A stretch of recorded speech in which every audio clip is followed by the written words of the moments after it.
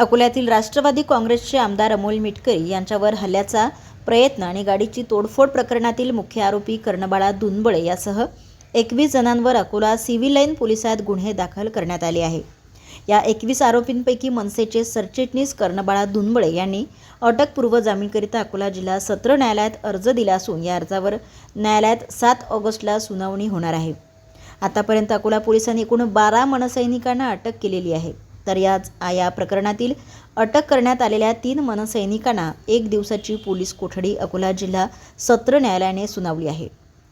त्याचप्रमाणे काल अटक करण्यात आलेल्या 6 मनसैनिकांचा जामीन अर्ज न्यायालयाने मंजूर केलाय। या प्रकरणी आतापर्यंत अटक करण्यात आलेल्या 9 मनसैनिकांना जामीन मिळाला आहे, तर पोलीस फरार 8 आरोपींचा शोध घेत आहे।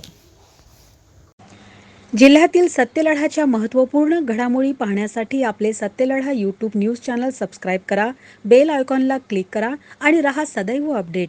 जाहिराती व बातम्यांकरिता संपर्क संपादक सतीश देशमुख 9970321817।